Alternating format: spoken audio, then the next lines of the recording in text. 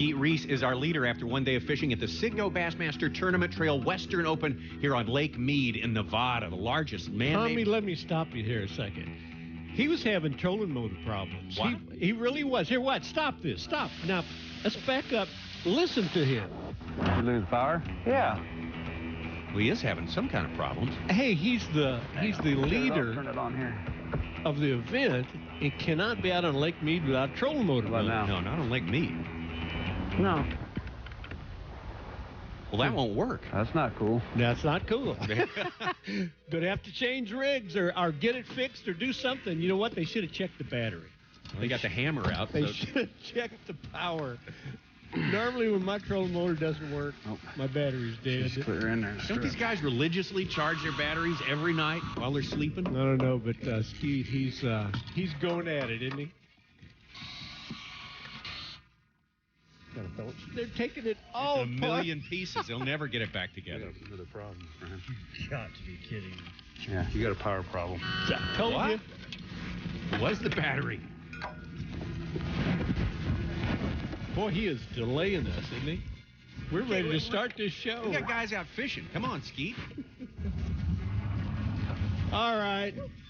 New boat. It don't matter. New deal. New attitude.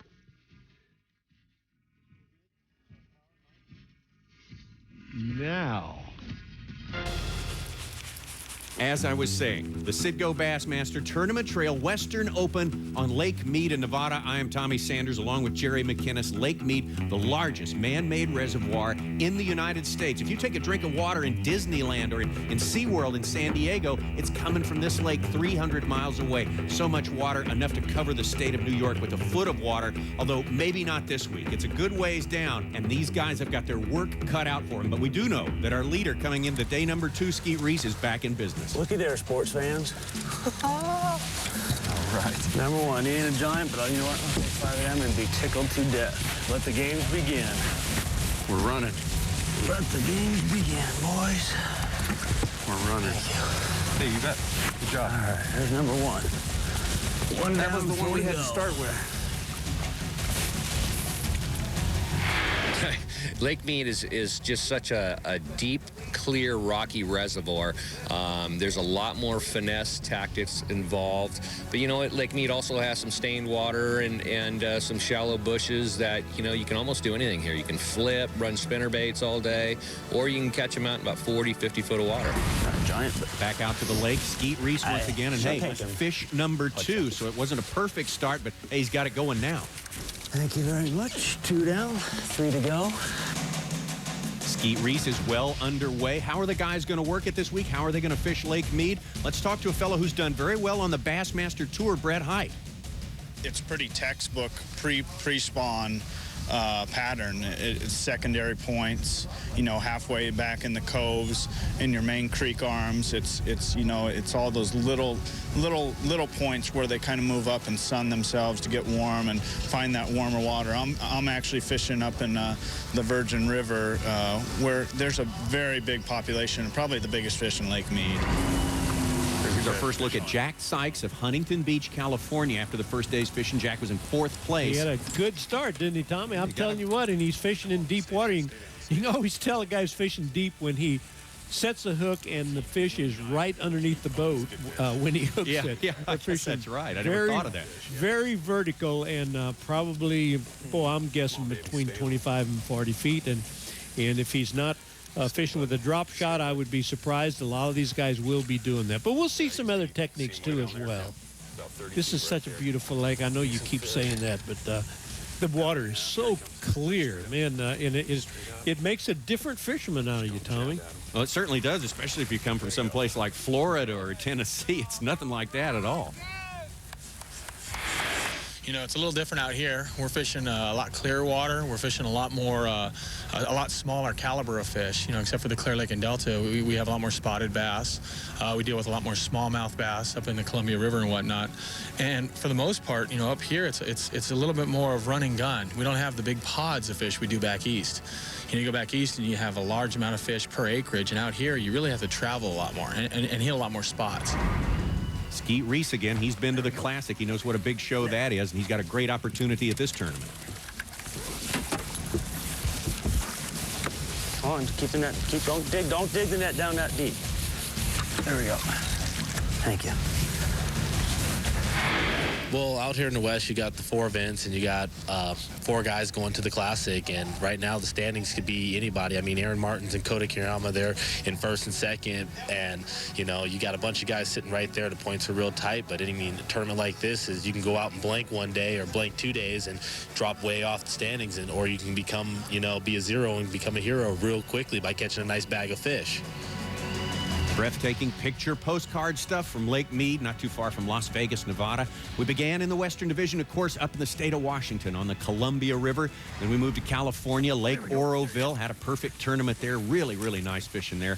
Here we are on Lake Mead. 4 anglers from the Western Division are going to qualify for the Bassmasters Classic. And the leader so far on points after 2 tournaments is a man who's become the man to beat out here in the Western Division, Aaron Martins. I don't care about the lead. I just want to make the Classic. That's my main goal for being out here, just to make the Classic. And if I'm 4th place, 3rd place, it doesn't matter as long as I go to the Classic. It'd be nice to get the points leader. I mean, I did it a couple of years ago, but that's not the most important thing.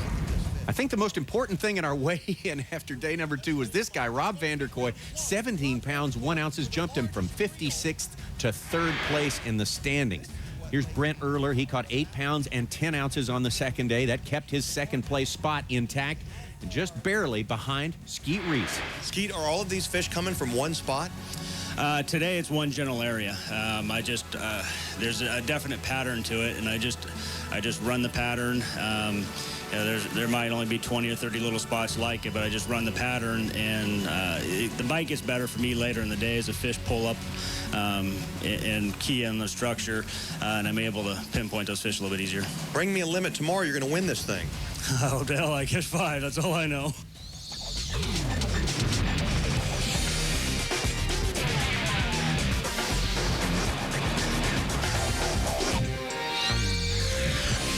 The Citgo Bassmaster Tournament Trail is presented by Long John Silver's. Hey, welcome. We got some Wild West action for you today on the Citgo Bassmaster Tournament Trail, our Western Open on Lake Mead out there in the desert. I'm Tommy Sanders along with Jerry McKinnis, and I love Lake Mead. So big, so beautiful, over 100 miles long, and usually fish is big too, but I don't think that's going to happen this week. The fish are supposed to be spawning, but doggone, they haven't even got out of their fleece jackets. Can't shake that winter weather. The winter weather, of course, has kept the water temperature down, which means we'll probably have a lot of spotted bass caught out of deep water, but not as many largemouths, so the weights will be down. But these guys will figure out something. All right, this is the 3rd tournament in a 3-tournament series. These guys trying to qualify for the Classic. Let's take a look at the total points. Coming into today's action, it's Aaron Martins on top with 492 points. Kiriyama behind him with 490. Then it's Luke Clausen, Jack Gadledge, and Mike Reynolds in the top 5. And our cameras will be on the top 5 in the event. And number 1, of course, is Skeet Reese with 21 pounds. And right behind him will be Erler,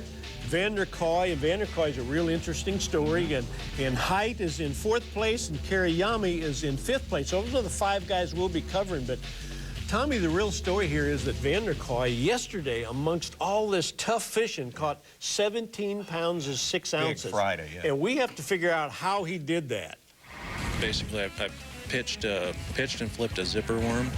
I just pitch it up on the bank. The fish are anywhere from 6 inches to 1.5 feet deep, real shallow.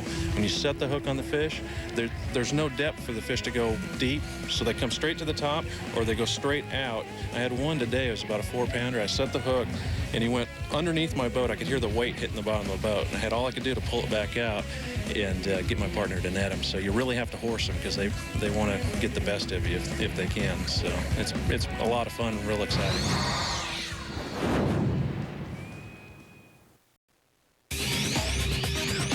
The Citgo Bassmaster Tournament Trail is brought to you by Citgo, and in part by Mercury, and by Triton.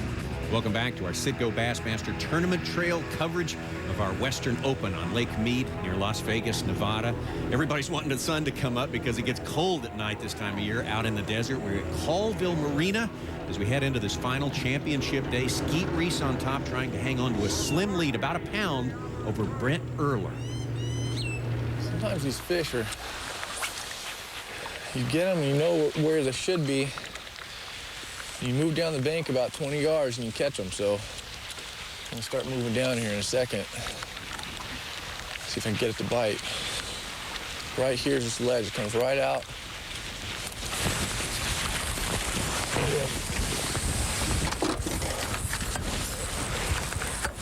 Earler wrestling that fish with the spinning tackle there. As I guess most of these guys in this tournament are good using to see spinning a gear. lot of spinning tackles today, and isn't it unusual, Tommy? He kind of explained where he was throwing right out there and caught a fish, but to the naked eye, looking right straight out in front of his boat, doesn't look like much, does it? Looks like Boy, nothing. There's a nice drop off there, and these fish do not have flooded timber. They do not have brush piles. It's all contour, and anywhere you'll have a little drop in the bank, you know, from 2 to 22 feet. That's where these fish are at. Now, why does that attract them? Why does just that little bit of change in depth attract them? Any kind of change of the depth attracts any kind of fish, not just a spotted bass, as a matter of fact. But it gives them a place to hide, and it also gives their feed a good place to hide. That's where the minnows go to them drop off. So it's a good thing for everyone. They absolutely hammer it when they bite it. It's the weirdest thing. You get 5 bites a day, but the ones that bite it, they're just goofy on it. I mean, they absolutely hammer it. That one just, I lifted up and he was just shooting the other way, just 90 miles an hour. So they're interesting. I don't understand how they can be so lethargic and only get 5 bites. But when you do get that bite, it's like they've never seen a bait before and they're so excited and they just can't wait to get it. So it's crazy. California's Skeet Reese, who had a rocky start yesterday, lost his trolling motor, but he did a good job to get back in that thing and maintain his lead. Now let's make it right, Tom. He didn't lose his trolling motor. He forgot to charge his battery. Oh, that's right. Well, yeah, bad him. Skeet is a really good fisherman. We're proud to watch him today. Good start. We got one. One down, 4 to go. He ain't a giant, but you give me 5 like that today, You'll do fine. You'll do fine. somebody's gonna have to earn it to take it away from me. That's all I know. Yes. He glommed right on it, didn't he? Yeah, he never really whacked it at all. Just kind of loaded up and... Well, now we got kind of a look at what he's throwing there. Throwing a crankbait. You know what? He's trying awful hard to do whatever one of these guys want to do, and that's catch a nice largemouth. Your best shot at that is probably early in the morning along the bank. A little bit shallower water than what the spotted bass normally hang out in, although that was a spotted bass. His plan... His plan is to catch a good kicker largemouth. He's got to have a limit, right? Anybody who wants to win this tournament's got to have a limit today. Yeah, and obviously you need to get a good start. And early in the morning, it's been a little bit tough for Skeet, but maybe it's changed that. Yeah, I mean, typically I fish out here in the afternoon. I do well. But I know they're in here, and guys have caught them in the morning, a couple fish here and there. And I had nothing else really super strong that anywhere else. You know, I had that one spot the first day, I caught 2, and I was fortunate I caught my biggest fish, a 3-pounder. I figured there's fish in here, might as well just come in here and grind it out all day and have a opportunity to catch one in the morning. And it makes you feel better when you're fishing around them anyway. Yeah, at least I know they're here. Or know they're here. See, like Rob and Skeet. Oh, Skeet had boat troubles yesterday, but like Rob had caught 17 pounds yesterday. He didn't have a fish till like 11 o'clock. And, I mean, I've just been plugging away on him, catching, you know, maybe 3 or 4 till 11. And then going up in this back lake where there's some brush and, you know, it's a little bit more stained water than what we have here. And those fish just get up there and start sunning themselves. And, you know, I had one big bite up there yesterday and caught 2 flipping, so, you know, I'm pretty confident I can go up there and get, you know, 2 to 4 bites flipping in the afternoon when they start to move up. Brett Hyde, whom we saw do so well on the Bassmaster Tour on Lake Seminole. And all these guys are doing such a great job of explaining exactly what they're doing and what they're attempting to do, and they're even showing us their depth finder. That's right.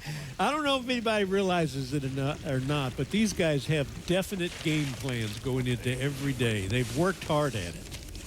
They're little, but we'll take 5 today. Fishing's tough. Good job, man. First one of the day, that's the toughest. Hopefully we get that last one of the day. That's the second toughest. Brett Height has got it rolling. We've yet to see Rob VanderCoy and Kotaro Kiriyama. We will see them in action when we return to Lake Mead on the Citgo Bassmasters Tournament Trail.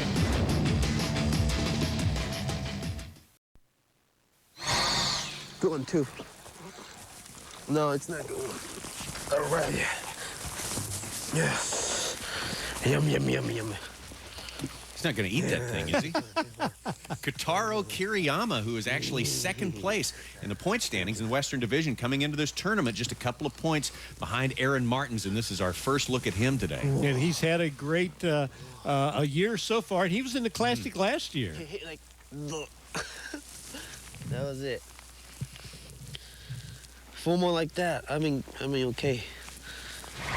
Boy, these guys keep up with the numbers of fish they got, don't they? And early in the morning, it feels like it's going to be so easy for them, but it never is. Here's Rob VanderCoy. What a day he had yesterday. 17 pounds, 1 ounce. I just fished a bank. I didn't think the fish were going to be that big, but I figured I could catch some, decent 2.5, 3 pound fish.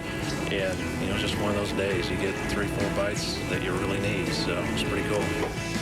I think I'm fishing an area that's just got big fish in it. A lot of the guys gave up on it because of the front that moved through. In the morning, the water was 49 degrees. It warmed up to be 55 this afternoon. And the way the weather is right now, I think it's just going to get better and better. I'm hoping it does. My plan is to go up there and just do what I did today, and that was basically I pitched and flipped a zipper worm. I just pitch it up on the bank. The fish are anywhere from 6 inches to 1.5 foot deep, real shallow. When you set the hook on the fish, there's no depth for the fish to go deep, so they come straight to the top or they go straight out. I had one today, it was about a 4-pounder. I set the hook and he went underneath my boat. I could hear the weight hitting the bottom of the boat, and I had all I could do to pull it back out and get my partner to net him. So you really have to horse them because they want to get the best of you if they can. So it's a lot of fun and real exciting. It's kind of a weird deal. Yesterday morning it happened too. You get these bites, they tick it really hard, you set the hook and your worm's off, but they're not eating the whole thing. Later in the day they start eating it pretty good. But they're just super shallow fish. They're basically pulling out to these little points and stuff because the water's dropping. And the rock's probably the warmest thing around here when the sun comes up and warms it up. So, just got to grind them out. And that's clear water. What's your theory on that? Just bait fish. Chartreuse and white always get a color. I mean, I've been torn, but just switch back over to a crawdad color. So, no, that's primarily what they're feeding on, but if you got a little bit of wind, they'll usually eat a white and chartreuse here. Like I said yesterday, these there we go. Yes. Did he come off? No! He off? No! No! Oh, no, don't do that.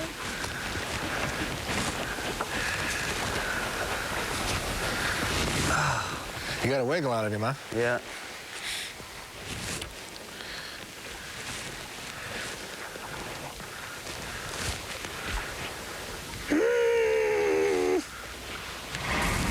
Well, we're up on VanderCoy right now, but I have to just bounce back to that last scene. Time we say it so often, a guy loses a fish, and boy, it can hurt me. Skeet's got to put that out of his head. Well, that's a good one there for VanderCoy. Absolutely right. I mean, you could spend your whole day, and a lot of guys do, thinking about, hey, that was the one that could have won me the tournament. That's something you can't think about at all.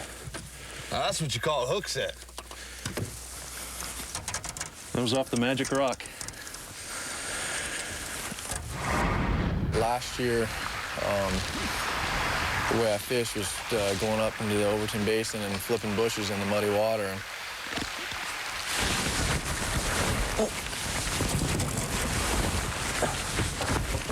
Where are you going? on the side, I didn't get a good hook set on him, so.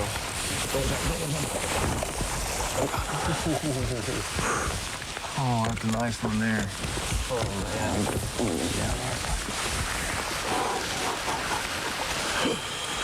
Oh, man.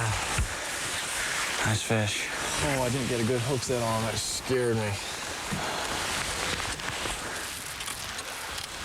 That's the kind right there. I need that. I need 5 of those. And then I'll be ready. 5 of those. Rob Hernandez in the boat with Brett Height there. This is an open event, so of course we have 2 pros sharing their day in the boat.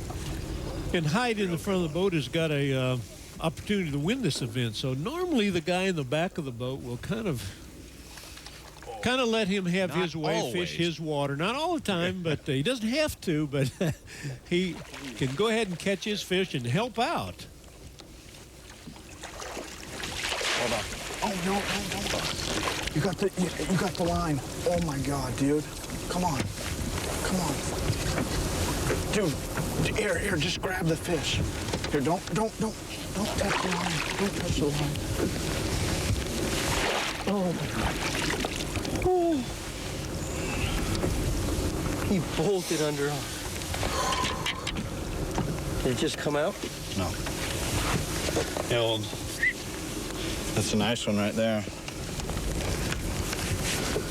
That's what we're looking for right there. That's a nice Virgin River bass right there.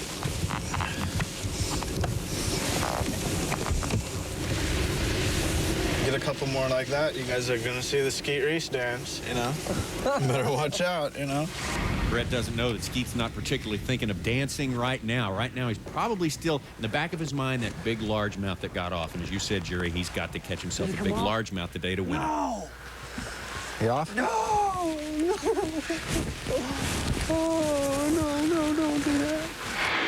Well, that's how you deal with it. A little light moaning, you know, put it out of your mind. You notice Skeet that? Reese He he was doing a little bit of that. We have such a clear, wonderful satellite picture. We really ought to look at it, Jerry. Well, we do. Skeet Strip starts here, of course, at Colville Bay, and he makes his way up the lake through the Narrows. He's probably got about a 20-minute run across the main body of the lake, and he's going to end up in Gypsum Bay and spend a great deal of his time in that area. Now, we noticed earlier that he was fishing shallow. Most of the time during the day, he's fishing in the little bit deeper water with drop shots. But there early, he was throwing crankbaits up here in this, I don't know, 7, 8 feet of water. Now, while we're at it, let's just switch right across the lake and take a look at Brett Height's trip up the Virgin River. He's probably got an hour ahead of him before he gets to the very tail end of it. And boy, he will spend a lot of time in that area. He'll spend all day long here. And when we look at our 3D image, boy, it looks like he is fishing in the Grand Canyon. He kind of is, isn't he, Tommy? Yeah. But he is fishing deep water all day long.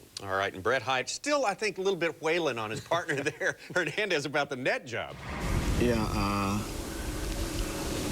I'm sure there's a couple classes on netting 101, and I'm sure we can probably get them hooked up. Maybe get them. Mike Folkstad. Yeah, I think Folkstad puts it on netting 101. We might even be able to get them a free entry in it, you know, if we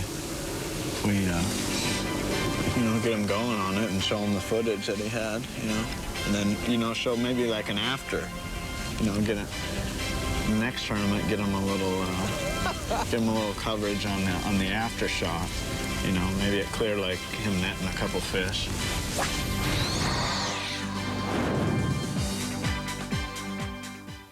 ESPN2's exclusive presentation of the Citgo Bassmasters Tour is brought to you by Spiderwire, Bass Pro Shops, and by Motor Guide. The Citgo Bassmaster Tournament Trail. This is our Western Open on Lake Mead, this beautiful lake in the middle of the desert, formed by this monumental structure, Hoover Dam, of course, built back during the Great Depression, 700 feet tall. If you took all the concrete in this dam, spread it out, it would create a highway from San Francisco to New York, 16 feet wide. Incredible. Here's what's going on in the tournament so far. Brent Earler on top, 23.5 pounds. Right behind him, Reese, VanderCoy with 23 pounds, and Brett Height behind those two with 20 pounds. Jerry, why don't you set up all four of these contenders for us on your map that you got up Boy, there? what a beautiful look at Hoover Dam there Wasn't a minute ago. There's where the dam is at, and here is Colville Bay Marina, probably a half hour from Las Vegas. That's where the guys took off from. Now, we saw Reese over here in Gypsum Bay. He is still over there. Earler is right at the mouth of the Virgin River, and just above him is Height and VanderCoy. Both of them are at the tail end of the Virgin River. And of course, we got a lot of fishing yet to go. Before we get out there, let's take a look at several interesting things, including all the news from Bass Time. Bass Times is brought to you by Citgo. One of the competitors in this week's tournament on Lake Mead is R.J. Bennett, who actually won the California Casting Kids competition back in 1997. That year, he took his skills to the Nationals, placed a strong second. R.J. is fishing the Western Division this year as a pro. It's believed that he's the first competitor on the Bassmaster Tournament Trail to come up through the Casting Kids program. We're now going to look farther west to the Pacific Ocean, where warming sea temperatures are throwing up red warning flags to world weather scientists. The climatic condition known as El Nino is what they're concerned about, and the World Meteorological Organization is reporting that the odds of an El Nino this year are the highest since 97-98. The El Nino in those years killed 24,000 people and cost $34 billion to the economy worldwide. There is a chance, scientists say, that this El Nino could be milder due to a weather condition that is forming called the Pacific Decadal Oscillation, which tends to cool ocean waters warmed by the El Nino. And I know we all got our fingers crossed, Jerry. The El Nino, as anglers, that can mess us up as well. The rivers, the reservoirs, everything. Now, if you don't mind me changing gears. No, go ahead. I've been doing a little bit of calculating, and in our first 10 events, we've covered 5 boats per event. Right. So that means there was 50 techniques used in those first 10 events. So which technique would you say would be the #1 amongst 8? Crankbaits. Crankbait is a very good guess. Yeah. That's not the right guess. Wrong. But the number 8 lure was a plastic jerkbait. Right, one time, Davy Height. Just St. used Clair. one time. Of course, a jerkbait is a plastic minnow-looking lure that is kind of used like a Zara spook underwater. You work it with your rod tip and you make it walk back and forth and back and forth. That was only used one time. Topwater was one. Spinnerbait was 6 times. Your guess, a crankbait was used 6 times. Well, yeah, Homer Humphreys Homer and Lake Humphreys Fort Gibson won that event, and a lot of the guys have used crankbaits. And of course, this is the, well, most of the time these guys are throwing it and make it go down in from 4 to 8 feet of water. The real great thing to do is allow it to bump into rocks and stumps and look very erratic. Lipless crankbait tied it Rattle 6 trap. times.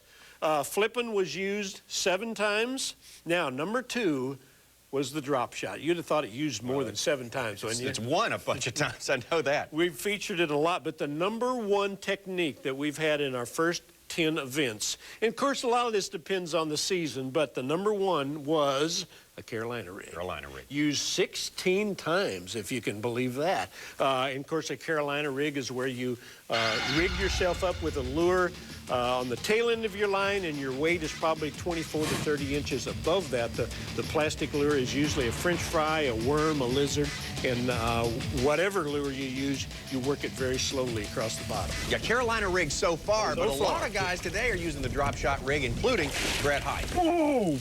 Damn! That's a fatty. That is money right there. That is money. Mwah! That's now, a how'd nice... you like that net job making up for that bad one? Here, grab the trolling motor. Woo! That was a fatty. Whew. Good job, my man. Oh man, that was unbelievable. That's a boat. I'm sitting there shaking that. It off the rock, huh? I was hung up. I was hung up on the rock. Got right up here next to the trolling motor, and I'm sitting there shaking it, trying to pop it loose, and it just goes, and the fish took it right out of the rock. That was unreal. And it comes up, and it's about a 3.5 pounder. That was sweet. Woo! That was That's sweet. how you do it right there. That was Look, sweet. See, that's the greatest thing about these drop shot weights that I have. Let me grab one out of here and show you. I'm actually using a specialized drop shot weight that's long and skinny, so it doesn't get hung up in all this chunk rock that we're fishing. The normal drop shot weight is like your round one here. But the great thing, the way I caught that fish was this drop shot weight, you don't tie it on. You just goes up in that little clasp. So if it gets hung up, it just breaks off. And so what was actually happening there is that, you know, that worm's standing up there and I'm trying to shake that weight loose. He comes up and just eats it and breaks off the weight, and I catch the fish. Cool deal. Height moves up to 23 pounds just behind our leader, Brent Erler. There's more to come from Lake Mead. This week's Fish Eye View has been brought to you by Mercury. Citgo Bassmaster Tournament Trail. This is our Western Open, Lake Mead near Las Vegas, Nevada. The leader coming into this final championship day was this man right here, Skeet Reese, and he's trying to regain that lead right now. Brent Earler snatched it away for a while anyway. Boy, he had a good lead after the first day, had a pretty good lead after the second day, but doing a little bit of catching up on him. Yeah, I tell you what, you got to stay on top of things with this crew. And you know, we were saying earlier, you have to catch 5 fish or you're not going to win the event. And finally, Skeet shook off that one he missed a little earlier here, and he's back on. Thank you very much. Back on pace. He seems happier anyway. Yeah, he's not moaning. That's good. That's a good thing. Hey, look at the difference in the watercolor right here. I was going to ask you about that. We think of Lake Mead as being, you know, gin clear, but it's not in every place. They've got obviously muddy spots today. We've already said that Rob is way up the river here, and when you get in a lot of areas like way up the rivers, you're going to run into the muddier water. And boy, this almost is muddy, isn't it? He's doing completely different than everybody else. He's probably fishing in 3 feet of water. Everybody else is fishing in 33 feet of water. There's a fish. And he's flipping his little ringworm in around. Is that a weightless worm? Floating worm? No, he's probably got it Texas rigged. There we go. Thank you. And he's flipping it over to the very few bushes that you see on the water. And every time you do find some, boy, you want to fish them. I don't know if all the anglers back east would understand how many miles he's run just to find those little bitty suggestions of bushes. And of course, the water being so low doesn't help any either. What few bushes there were way up the bank. It's not 17-pound material, but it'll work. Sometimes you'll just be pulling your bait, you feel your bait, and all of a sudden it gets cut off. I mean, it's just like someone cut your line and nothing there. They pick it up and start coming at you. This last one, I felt the slightest tap and my line started moving to the right. So you just got to really pay attention because it can be different every time. All right, let's take a look at Brent Earler, who's doing a great job of hanging in there today. Yeah, and let's talk about how hard these guys work at feeling what's going on down there. We talked about how they're using spinning tackle. We've talked about them fishing in such deep water. Oh, that's a good one. Can you imagine, you know, if you have never done this before, what that might feel like? And Tommy, if they don't know exactly what's going on down there, they're going to they'd have a tough time. Well, I'm wondering if are they lifting it a tiny bit every now and then to tell if they've got a strike or not, a fish on? Well, you know, they're lifting it to move it around into the different areas, but they're not lifting it to feel whether they got a strike or not. When they get a strike, it'll be a definite little tick. A couple more like that. I'll be right there. Couple more.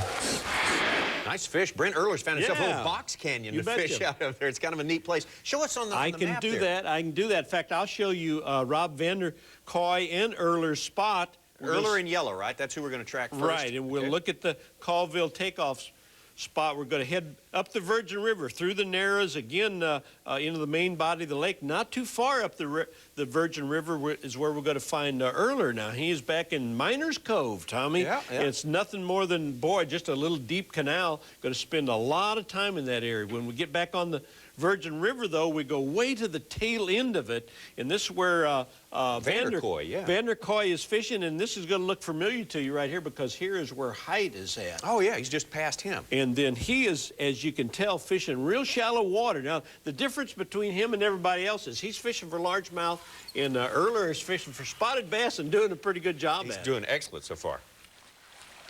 Try to work it out a little bit deeper now, see if there's something a little farther down.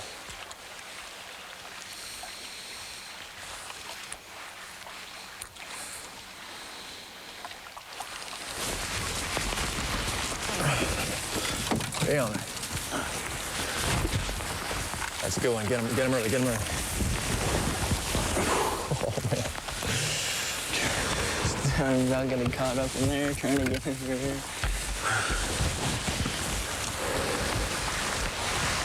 That's 5. That's what I needed right there. 5. There you go, man. Boy, oh boy.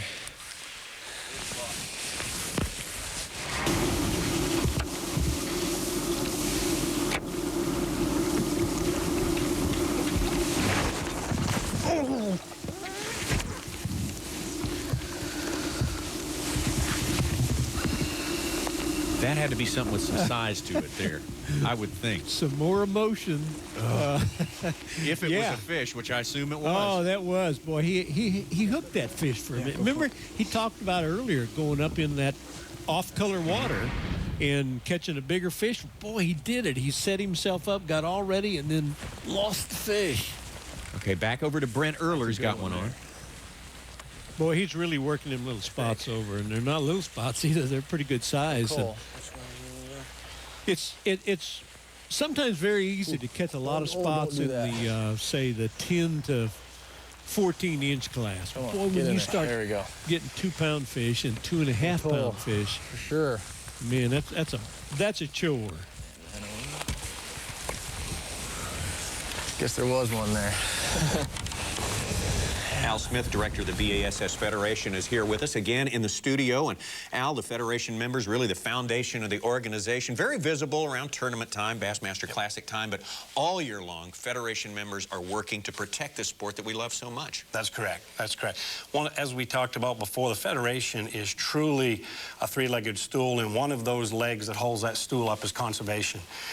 We just had a real great victory up in Michigan recently where the Department of Natural Resources, in an attempt in what they thought was to stop the spread of the largemouth bass virus that you've covered in Bass Times, that we've talked about a bunch of times. In order to stop that, they were going to eliminate bass fishing in the months of June and July. All bass fishing, not just tournaments. That's a blow. That would have been a big blow to every angler up there, not just the Federation guys or tournament guys, but every angler. So what the Federation did is, under the leadership of Ron Spittler, who is an ex-DNR fisheries biologist who joined the Federation, they waged a campaign using Bruce Shupp from our organization and all of the research that's been gathered together, and they proved that that wouldn't have helped. There was nothing that they were going to do that would have really made a difference. And really what they did is save bass fishing in June and July for all Michigans. And had they not been there and really taken a proactive stance, Michigan might not have been able to bass fish in June and July. How's that for an upgrade? I think I'll take that any day.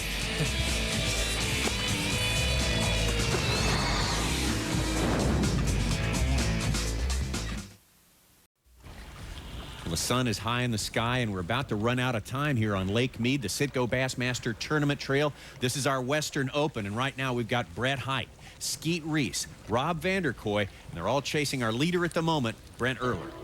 I'm from Redlands, California, and I've been fishing for bass for probably about 12 years, I'm guessing. I started actually tournament fishing about 3 years ago, and this is my second year BASS, so second season, and a couple seasons on one Bass Pro-Am, which is a common tournament out here in California and the West Coast and everything. So I didn't think I was catching that good in practice, and it just, had the right bites. One thing that did help is that I fished with double shot on the first day, and we ran around some of his stuff and caught a few bass, and then kind of developing a pattern, and then just started pre-fishing from there.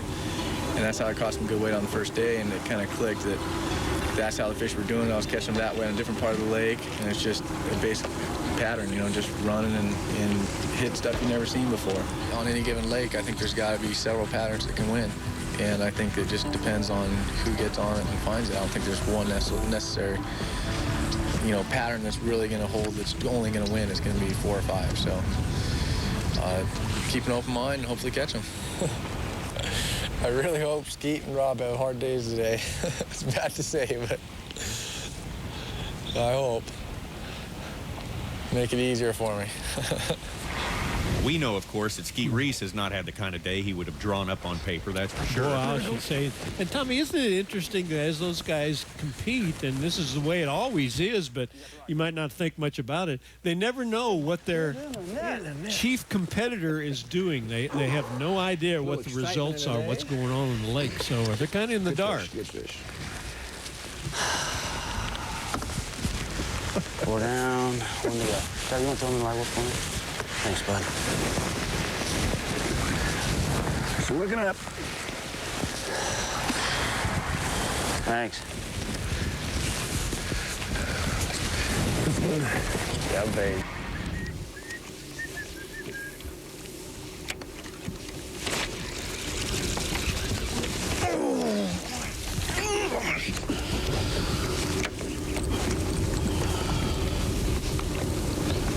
you see how fast that thing swam out? No, not at all.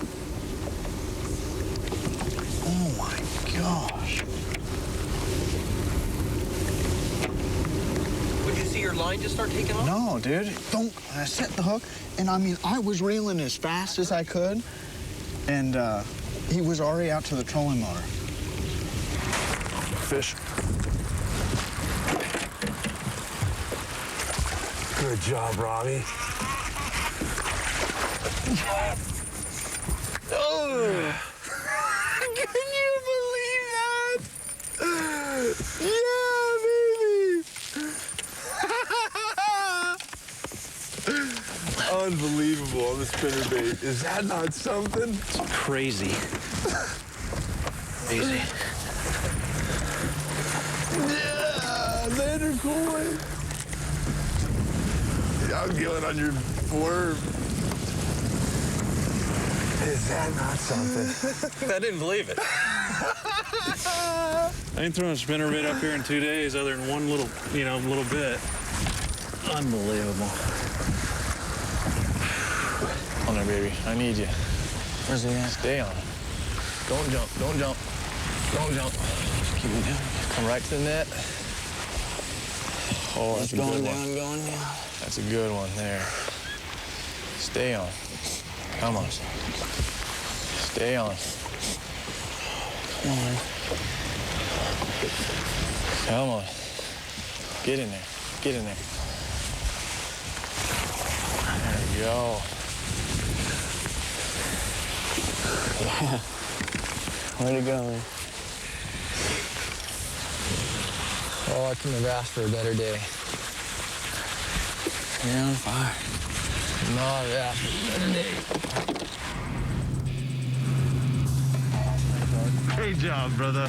So happy for you, bro. You don't have any idea.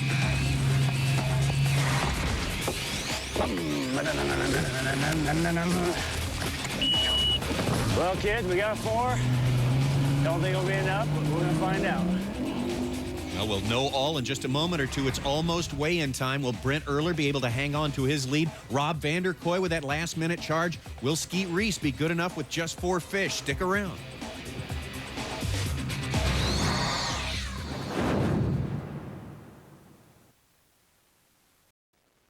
The Citgo Bassmaster Tournament Trail is brought to you by Citgo and in part by Long John Silver's, Flowmaster, and by Skeeter. Our Citgo Bassmaster Western Open here on Lake Mead. What a tight one we have here, and we're almost done. A great weigh-in is on the way, just moments away. But first, for all you mothers who like to cheer for your sons, hope they do well when they fish, have you ever thought about competing against them? Well, Carol Martins certainly has. She's the mother of Aaron Martins, and she does that all the time. Martins, you've been catching them every day. 1 a day, and today I got 2. You broke wide open. And it's a big one. It is a big bass. We'll check him for big fish right now. Just over 3 pounds holding that slot down. 4 pounds, 3 ounces. I'd probably see him more this way than I would if he was just married and, on his own. I see him at tournaments. She's been doing it for, I think, 2 years now, so it's pretty neat. I think fishing with her kids, it's always father and sons, but in this case, it was mother and son. And I think it's awesome. I hope it goes on for years to come, and I think he'll just keep getting better and better. I'm rooting for him all the way. No fingers on the basket. Good try. We don't share information, though. Because someday I'm going to win one, and I'm not going to say, Aaron, help me. She didn't start doing it until she was in her 50s, so I think late 40s or 50s, and to see her, live her dream out, it's really neat.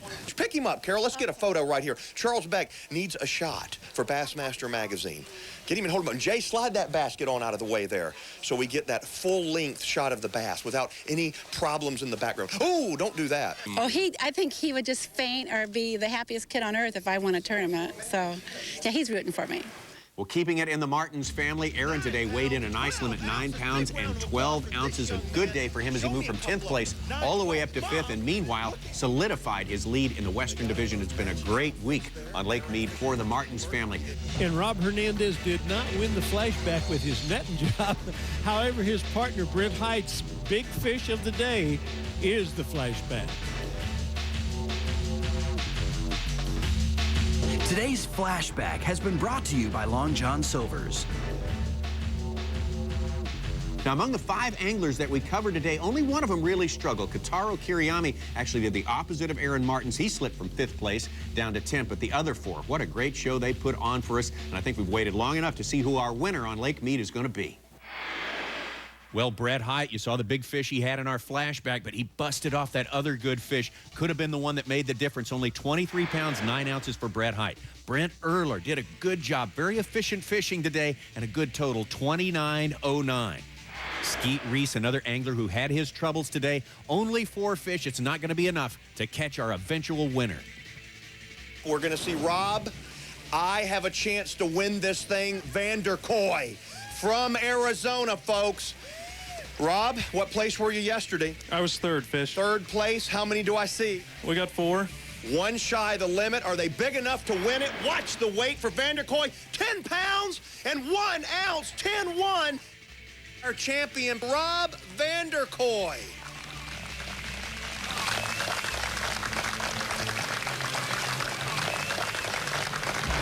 Congratulations, Rob VanderCoy. What a great win there on Lake Mead. That moves Rob into the top 5 in point standings in the Western Division. The top 4, of course, will go to the Bassmasters Classic. Still on top out there is Aaron Martins with 1 more event left to go out on Clear Lake in California. In the Central Division, the top 5 will go to the Classic.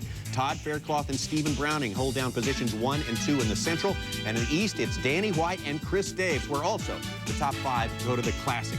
And let's look at the Angler of the Year statistics from the Bassmaster Tour. Davey Hite on top, followed by Larry Nixon and Mark Davis. How about that for a threesome of big names? Next week, the final event in the Central Division on Toledo Bend. We'll see you then on the Citgo Bassmaster Tournament Trail.